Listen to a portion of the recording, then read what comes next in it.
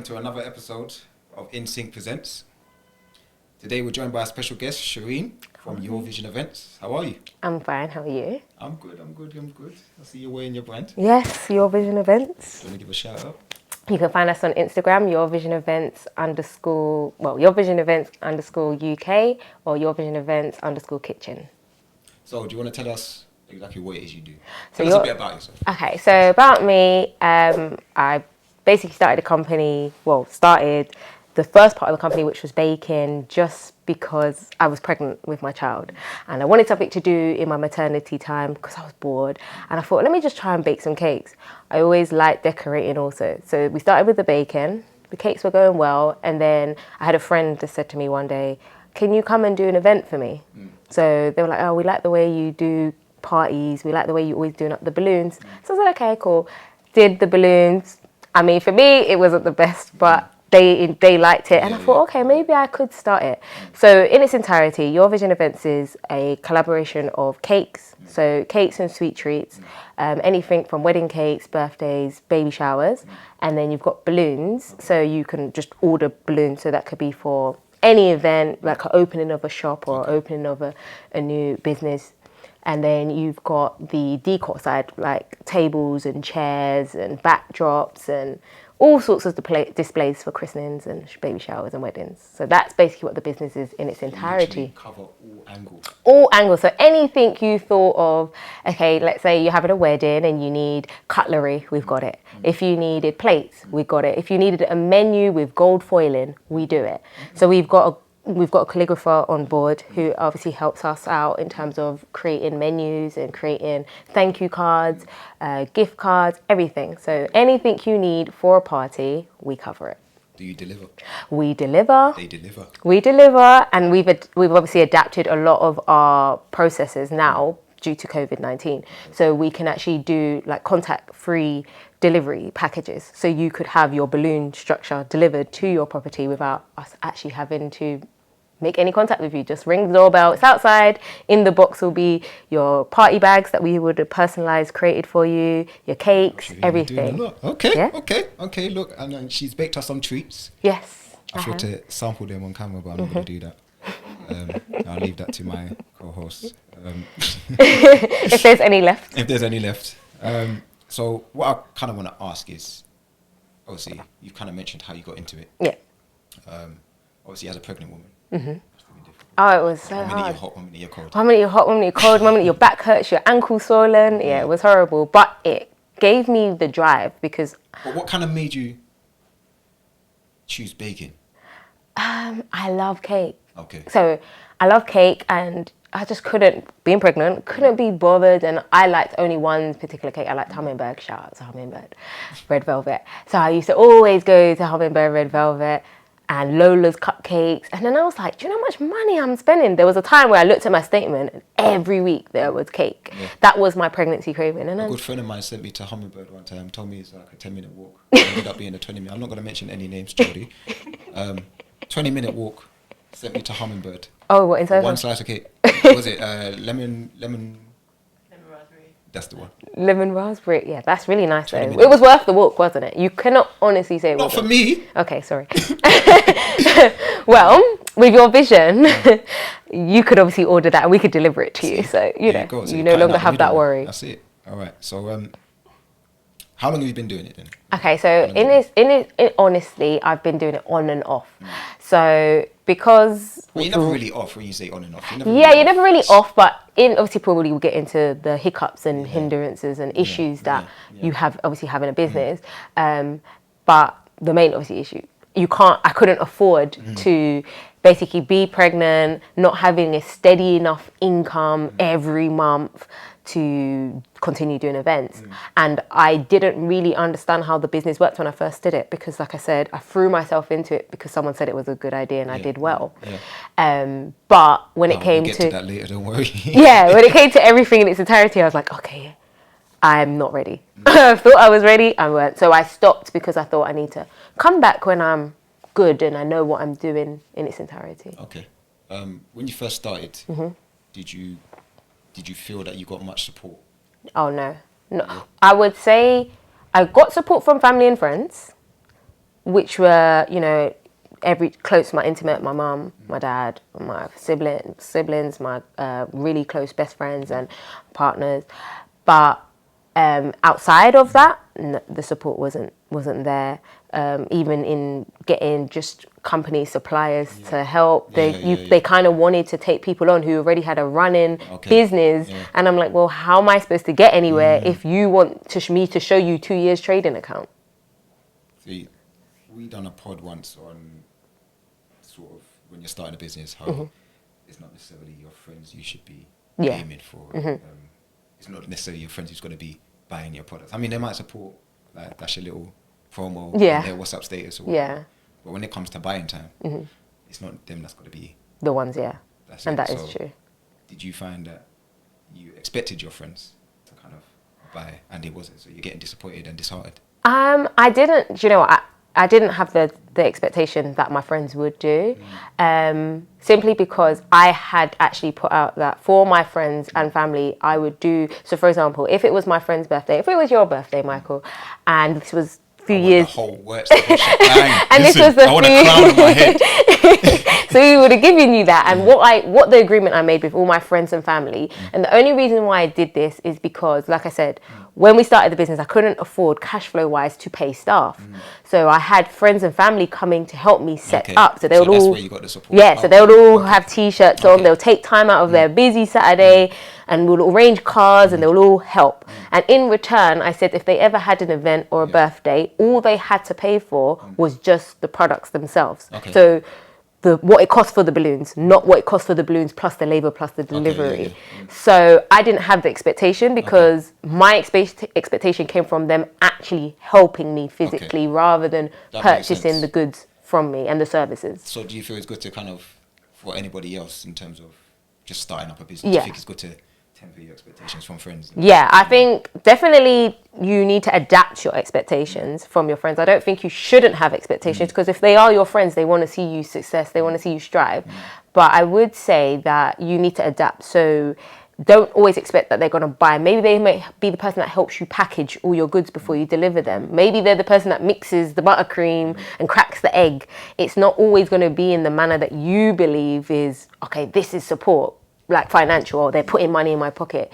Sometimes it might be you borrowing their car. To support any which way. I mean, there's supports in different kind of ways. So I definitely get you with that. So what about support from other bakers? Did you find that there wasn't much encouragement when you're starting up, but as soon as they see that you're off levels, then all of a sudden, I think, I mean, personally, I did have quite a few other bakers on my Instagram, you know, when you put out a nice cake and they think, oh, that's nice. And I think you only get the support when you put out a status or a snap or an Instagram post stating you're having hard times. So for example, you know, like sometimes for me, I felt like, oh, I want to give up in this kitchen, I'm done, and you want to make a status about it. Or you put up a post like, cake isn't cheap, it's not free, which a lot of bakers you will see, if you follow bakers, they will mention time and time again. I think because I didn't put any of that energy out, only because I always deemed it unprofessional. Now we're in a new age where people put these things out. They're trying to be truthful to their clients, and I get that. I just come from a different perspective. So with them, I think people that did put that stuff out, I think they would have got support. Me personally, I didn't, so I don't think I required the support from the bakers in that sense. But they did, you know, give me this cake's nice. And but that's the thing with that market. I find that because obviously I do have other friends that are bakers. And I find that it's such a market where it's like everyone for themselves. It's they so only want to promote competitive. themselves. Promoting someone else is like harming their business. No, definitely. And it shouldn't be like that, because a lot of people do ask me, they're like, oh, why are you doing cake? Like, it's so overscribed. Like, there's so many people that bake. You can just go on Instagram and get a sprinkle cake tomorrow. And I personally actually support other bakers, because I actually, for the last couple of weeks, was always buying a different sprinkle cake from different bakers in my area. And you can learn from it. And you can learn from it. And also, even though it is, obviously every business has competitors, because that's when you do your business plan, you have to put those factors in to make sure you've done your necessary research.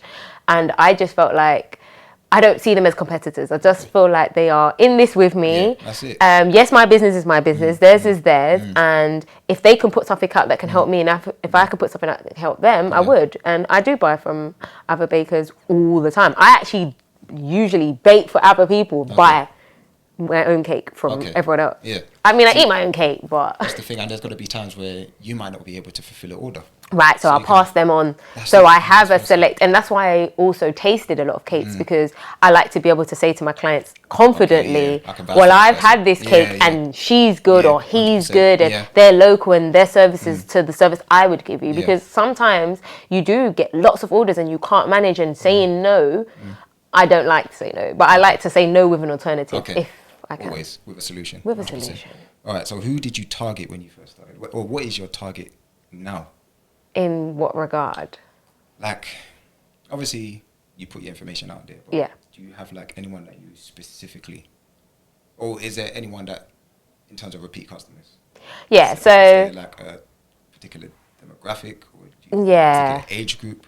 I think when I first started, demographic-wise, if I'm honest, it was always to British, the British individuals.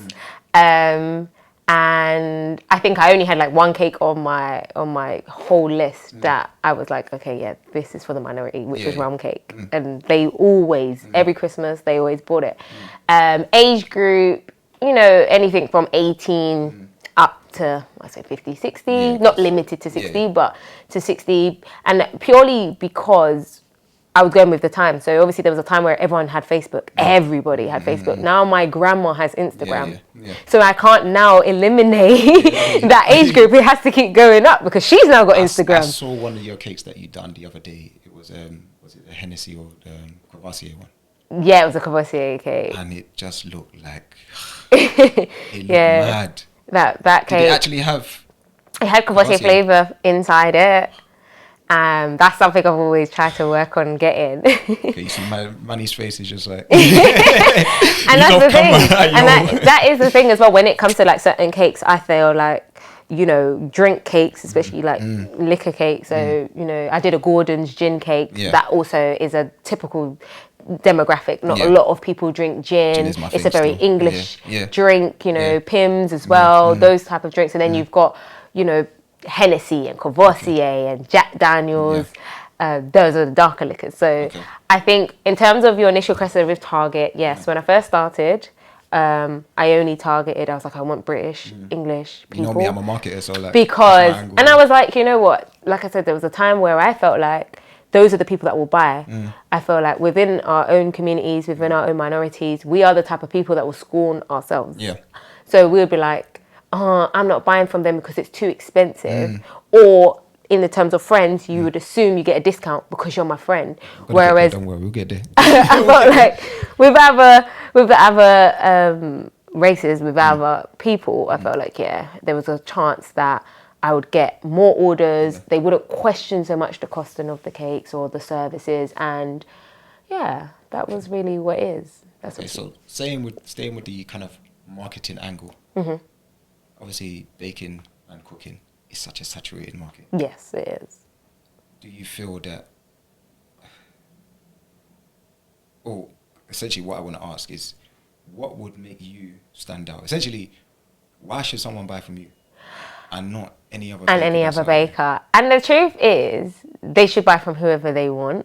And they shouldn't just buy from me. But the reason why I would say I stand out is because I'm always trying to take myself to another level, and I'm always trying to endorse a lot of art and different calibers of cake, different calibers of flavour.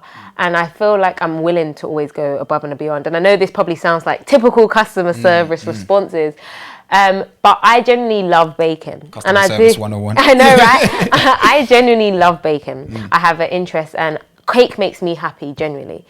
So it's like, it's just that little bit of giving someone a little bit of happiness in their day, even if it's just a small cupcake, even if it's just a small slice of cake. I think it's just deeper than it just being the product itself. It's always, you're adding to someone's day. And I've always just wanted to, say that, make the world a better place. But I would like to say that my cakes and my services deliver that extra mile to ensure that people have a better day in its entirety. So obviously I'm now looking on the internet and I see your vision. Yeah. And I think, and then I see, I don't know, Jimmy's Cakes Right. next to it or something. Yeah. And I see the big ones, Hummingbird and so on Yeah. and so forth. Me personally, I'm always going to go for a black-owned business. Okay. But, you know, there's always that stereotype with black businesses that, you know, they're too expensive. Yeah, they're sometime-ish. They're rude. They're not consistent. They're not going to have everything. Yeah. And so on and so Yes. forth. Oh my gosh. Stereotypes. There's all Yeah. these stereotypes. What do you do to kind of combat those stereotypes, and what do you do to get people to come back? Because buying from you the first time is easy. Great. It's easy, yeah, of course. Coming back is the hardest part. It's a hard part. Repeat customers is extremely hard. It is, and I think that's something that I've spent nights researching new ways, new marketing, and I always try to market differently. So, like I said, I've revamped the company now. Yeah. So the logo and everything still is the same, but the way that we do things. So how when customers order, let's say you did order a sprinkle cake, now we issue them a thank you baked biscuit free of service. That's it. Things So like it's that like go a long way. Yeah, do you see what I'm saying? So like when I first wanted to start the packages would have been, so we would do in slices of different flavoured cakes. Just like if you were having a wedding or a birthday, you want to sample variety of flavours. And then in that, it would have like a Your Vision fork, but it was a magnet, go in your fridge or an opener. Nice. So we always tried to have add-ons that allowed for you to remember who we were and the service we provided. So in terms of now, where I say you get the baked biscuits, now you've got another product from us that free of charge, especially if you like sweet treats, you'll enjoy. And it's like, oh yeah, they gave me an extra this for the service. In terms of consistency, that is a big problem in terms of why I didn't want people to know that this was a black-owned business. Okay, This will be the first that people know it's a black-owned business. And that's because the stereotype and the reputation, even if without me doing anything wrong, the stereotype, the stereotype is they're going to be on it for the next 2 weeks, and then the third week they're not going to do it anymore, or you're going to want sprinkle cake and tart and they've run out. And I think the way I've managed to combat it so far is the pre-order system, and that is for the smaller treats. So that's the everyday treats, the sprinkle cakes, the caramel tarts, the cheesecakes, the Oreo cakes, anything that you can have same day order, there has to be a cut-off time. That way there's no, well, I'm disappointed because it's 8 p.m. and I want a cake and Your Vision can't deliver it. We have a cut-off time. We limit the numbers of slots we have available. So if we say, okay, well, I'm only going to make 40 trays today, just saying, that means I can only take this much customers' orders. When it stops, it stops. Once again, consistency, and you're always aware of the days to order beforehand. So it's not going to be like a random Tuesday. Our days to order these desserts are Wednesdays and Fridays. So we've put the information out there to reduce it. And in its entirety, you can never not eliminate it in its entirety, because you can have an event or you can have a cake, something can happen. Your car could break down, your oven can blow up, anything. Something can happen. 100%. So all right, so I kind of want to touch on social media a bit now. Look, I'll be honest, yeah, social media, I don't get along. I hate social media. I'm not social media savvy. Yes. So I'll touch on it lightly. Surprising, you do marketing, you don't. I know how to market something. Okay. Digital marketing is, remember, it's such a, it's a funny It's a one broad anyway. spectrum, I understand. But I'm the kind of person that I know how to get your business out there. Okay. So when I say I'm a marketer, I'll get your business out there. Makes sense. I'm a problem solver as yes, well. Okay. But what do you feel social media has done for your business? I think that's a good question and a hard one. Only reason why I'm saying that is because I didn't start the business before social media was such a big trend. I started the business when it was trending, when Instagram was popping. So it wasn't like, you know, when you went from BBM to WhatsApp. I didn't have that I didn't have that differentiation. So I didn't do the old school website and people just driving traffic from Google. I didn't have that. I literally started on Instagram. But what I can say is it did help in terms of, when I first started Instagram, I was paying for sponsored ads. That wasn't something you would have been able to have before. Do you feel that word of mouth has a bigger effect, or do you feel social media? I genuinely think social media does now. before I would say word of mouth. I think word of mouth keeps the reputation going, but Instagram initiates new customers, and the reason why I say so it has a bigger reach. And I'm not saying if you posted it or your co-host posted it and that's 3 people and it's gone on 3 people's Snap and Facebook and Instagram, or word of mouth. But I do think when you put it on Instagram, like if you posted, you might get 85 people that have now looked at your post that's about my business. That's a potential that even if 20% of those people looked on it, more customers. Whereas word of mouth, you might be like, I got a nice cake, and you've told 5 of your friends and they might be like, oh, that's nice. Or they'll forget about it. And they'll forget about it. Whereas when they see it on Insta, everyone's wake up in the morning, you're on your timeline, you see stuff, and you're like, oh yeah, I fancy that. And this person has said it's good. So. And I think with social media, again, when we have our guests on, we had a guest on a couple of weeks ago. And what she was saying is that, look, you don't even have to support me. You don't have to buy what I'm selling or anything like that. Just like a post. Just like a post, That's what you got to do. Like a post, share a post. That's you can support me through that way. You don't have to be making no big statements. Just drop a comment, like something, share something. And that's honest. That's the honest truth. I think what we've in our marketing plan, because I literally, like I said, when I restructured the business, I had to, because marketing is where we struggled. And I literally had to restructure how we market things now. And how we've done it is, if you've ordered a sprinkle cake or any service of ours and you've liked it, especially in the baking department, because it's easier to reward people in the baking department. So if you've ordered a sprinkle cake and you've liked it, because if you didn't like it, I'm not going to be like, just post just because. I want you to like it. You know, you like it, you enjoyed it. If you post it out, you get a free sprinkle cake, a free tart, a free free treat of your choice. And that also helps go a long way. But I do agree with the previous guest on the show. In Instagram, 1 like adds to the 2 likes, adds to the 3 likes. And when people start to see more likes, a lot of people are followers. 100%. So, and Instagram are full of followers. The funny thing is, I was saying that Instagram and Twitter, they should change their logos to sheep, because people are the sheep on it. Yeah, that's the saying. And I think that's the difference as well. Like, a lot of why the business is so saturated is because a lot of people are followers and not leaders. So a lot of people saw, for example, sprinkle cake was trending over COVID-19. Everyone became a baker overnight. And that's not to take away that they could genuinely be good, and they might have just found a skill set they didn't. You're reading my questions. It's like they found a skill set that they didn't know they had. But baking and in this business, it's a hard business, and there's a lot of sleepless nights that I go to bed 3-4 o'clock in the morning just because I'm building someone's cake. And someone will look at it like, oh, it's only sugar, butter and flour. Why did it? So one thing I've got to say about you, or I've got to commend you for, is your attention to detail. And even through you talking, we can hear it. And I've seen a lot of the cakes you've done in their first hand and so on and so forth. And the attention to detail is immense. I try. Whereas with a lot of other bakers, you know, you see, and the funny thing is, I know you, if you see like one little line out of, you'll throw away the whole cake and start all over again. I'm that person. You know what I mean? So it's when you know someone has such an attention to detail, and that's me anyway. Even when I'm buying clothes, I look at little things. The thread, like, that's hanging out everything, there. You know what I mean? Yeah, like attention to detail is a big thing for me, innit? So that's what would make me choose someone over someone else. Yes, of course. But the next question I'm going to ask is a bit mad, but I'll ask it anyway. With social media, when you attach your face to the brand, do you find that you get people with ulterior motives? So they might want to on a cake, but they're trying to move to you or slide in your DMs or anything like that. So the thing is, like I said earlier, I've never attached my face to my brand. So a lot of people who are on social, who only know Your Vision events and Shireen are tied into two, is via outside of social media.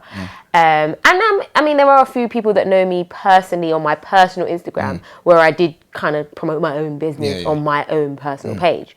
But I do see now that I'm back on socials and I'm WhatsApping, I've got guys like, so when we go on a date, you can bring me a sprinkle cake, all of that. That's what I mean. Or like, you know, babes, like I can imagine you baking our Valentine's cake, and it's so cheesy, and they're like, "Raw, I've never seen a sexy baker," because like someone's seen me in my apron, because where I bake is on the main of Peckham, and I've gone outside and I've just got my apron on. And you just hear guys like, let me get a cake now, like, let me get this. And you're like, really? Like, I've had a guy say, "Rah, what's in the kitchen?" And I was like, "Well, you didn't pre-order." He was like, "What if I bought everybody's orders?" Yeah, offered to buy everybody's orders because he's like, how long's your day? He was trying to do big boy. Yeah, he basically was like, how long's your day going to be today? Do you have a long day? I said, yeah, I've got a long day. Baking all morning. I've got all these slices of cakes to do, blah, blah, blah. And he was like, well, I can take half that time away and pressure from you. How many cake slices did you have? How many trays? I'll buy all the trays and we get rid of the customers. And that way your day's free and then we can go out. During COVID, where was we going, please? Not that I was even open for the idea, but where was we going? No. No, it was not happening. I was not about to let down my customers for your date and then for it to just not even be worth my time. No. Wow. I do get a lot of guys do try to act like they're interested in the business, like, oh, so I saw this idea and I was wondering if you could do it, and then the conversation's just railroaded from business, and it's like, yes, are you single? Yeah. This balloon's single. Yeah, see, I asked that because on Twitter I've been reading a lot of experiences where people are just doing things people are finding creative ways to slide into people's DMs. Yeah, I'm not on Twitter. I don't know how to use Twitter really, honestly. Yeah, I don't know. I need to learn. You'll get there. Don't worry. Teach me. You're going to teach me. You've got to teach me. I don't know. I've never really used Twitter ever. Okay, so staying with the marketing, like pricing, probably one of the hardest things to do. God. Like I said, saturated market. It's such a struggle. You got people that are doing it cheap. You got people that are doing it expensive. Yep. But at the same time, you got to know your worth. Exactly. Yeah, and you got to kind of solidify your stance in the market. So how did you? I can break it down in the layers. Did you, in terms of like, looking at everything else, how did you know what was the right price for you, knowing your worth? You know what? This is where I said I stopped the business, because I didn't know how good I was. So you saw this Courvoisier cake. Yeah. You looked at that and you were like, wow. I looked at that and I was like, really? This is what I did. Like, at the time where I was at that level, that was excellent to me. But then with the growth and the time and the experience and the training, because I do cake courses. Well, I don't do them personally, but I go and attend them.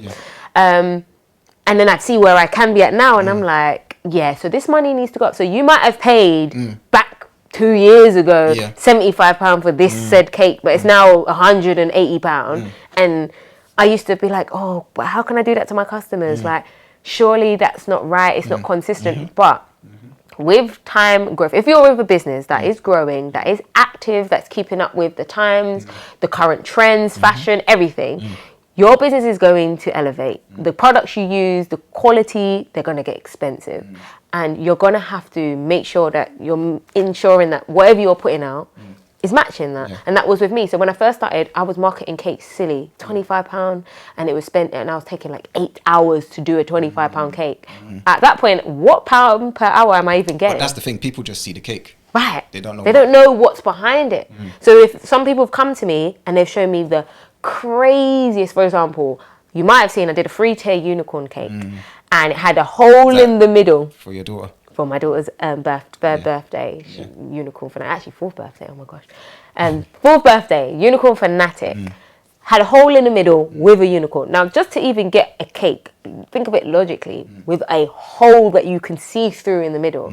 That's time, effort, precision, and quality of goods. And when I told the person how much it cost, and they were like, literally, the response was, oh, but it's only a few layers of butter, sugar, flour. They don't understand. And, because the cake wasn't fondanted, it was buttercream. They said, it's buttercream, so why is it going to be so expensive? And I'm saying, because how many tiers it is. Look at what it is. Look at all the products. There's layers of items and goods, and you want it for £100 and it's a £375 cake. So I think I got to the point of understanding, if you think my prices are too high, then I am not for you, and I apologise. And I wish you the best, but I can refer you to someone that's cheaper if I do know a cheaper cake person, but I don't. So. Okay. So how did COVID affect you? Did it affect you? Did it surge? Did it decrease? Yeah, so it did two things. Obviously, because like I said, the business is split into, 2 categories, the decorating and the cakes. So for the decorating side and the events planning, it really affected me. I lost 8 bookings, and they were big bookings. And my bookings can vary from 800 to how many thousands from a wedding. So I had an entire wedding to do. So can you imagine, that's like grands. I had props created. So for the wedding, we had like a floor decal created. So I've lost money. I mean, yes, we did say to the client, and I wanted to be fair to the clients, because I didn't want to say, well, I'm losing, so you have to lose in its entirety. But they had to obviously postpone their wedding till further notice, because now they don't want a 30 attendee wedding. So we've still got some of the stock, but some of the things that I had to get rid of, or I had to use, or I said, look, we'll deduct that. When we decide to go back to doing the job, it will be deducted off your bill. But it hindered me big time in the decorating, because like I said, I lost a baby shower, christening, a wedding. I lost thousands of pounds of stock that didn't come, still hasn't come. So, you know, all my backdrops, I do order my stuff from China, didn't come. Stuff that I wanted to get from Australia, didn't come. My balloon supplier for Qualitex balloon stopped selling balloons. So it affected us big time. But then in the baking department, where it benefited us so much, everyone's at home, everyone's comfort eating, everyone's cake. Then I was able to start the day service, where now I've expanded. I want to do a delivery. So if you order between maybe like 10 and 1, you can get your cake within the 2 hours. So you could get sprinkle cake or a tart or Oreo cake, whatever of your choice, as long as it's something I can do on the day. And it's listed. Coconut trays and popsicles, all sorts. We can do all, and you can get it within 2 hours, which is a service I know a lot of people are not doing. It's usually you pre-order 2 days before, and this is where I try to see what the market's doing. Yes, I'm going to replicate, because I know that this is what is trending, so I'm still going to be with the trend. But how do I improve it? How do I give a service that they're not giving? How do I give cake flavors that they're not giving? And this is what it's COVID has definitely benefited me in that regard, because those orders are rocketing. I respect that. I mean, my last question is got to be, anyone else that is looking to go into events, to go into baking, what advice would you give them to stay away from, things to encourage? What advice would you? I said, in its entirety, make sure it's something you love doing from the beginning. And I know a lot of people start off with hobbies that they like, and then when they turn it into a business, it's no longer fun. They don't want to do it. They lose the love for it. But I would definitely say events decor, and especially if you're trying to be at a level where you say I am, where attention to detail, so the finest little things are going to play positions in where your company stands in this game. And if you're not that person, and you kind of just want to get it out the way, and you just want to do it because you know it can make a lot of money, it's not for you. In terms of financial, obviously we didn't really touch too much on it, but when I started the company, I didn't have a lot of money saved. So it literally was wages. Like I was working my 9 to 5, and then I was using my 9 to 5 to pay my bills, and whatever was left, I was ordering stock to do up. I would say if it's something you want to do, you can't have a 9 to 5 while doing it. You need to have either saving, and you make a plan to exit your 9 to 5 and say, right, this is what I'm going to do. This is the business structure, and put in. Always make sure you do a business plan. I know a lot of people do not do that anymore. They think, oh, well, I'm not going for a bank loan, so I don't need to do it. But your business plan is your structure to win. That is it. Without it, you have no guidance. You're just going to go with the flow. What else would I say? Do not obviously have expectations for your friends buying stuff, and don't be disappointed if they don't, because not everyone's going to like what you do. Just because they think it's a good idea for you doesn't mean they want parts. And yeah, I would say keep working. Don't give up. If you are going to do this business, don't worry about the fact that it's saturated. Worry about how you're going to invent something new and bring something new to the table. Love that. Thank you so much, Shireen. Again, tell the people. So it's Your Vision Events, Your Vision Events Instagram. So it's Your Vision Events _UK, Your Vision Events _kitchen. You can email us at admin@yourvisionevents.co.uk. Website's coming soon. I've just got some new things to touch up, and you can order from us. So I'll give Michael the details and all your orders for your sprinkle cakes and your tarts and your jams. Everything will be up in the descriptions. Do not forget to subscribe. Do not forget to hit like. Follow us on Instagram. That's Insync London. Subscribe. Thank you very much, Shireen. You too, Michael. Thanks for having me. I feel privileged. Enjoy those Bailey's cupcakes. Oh yeah, you lot got to try it. And I'll see you later. See you later.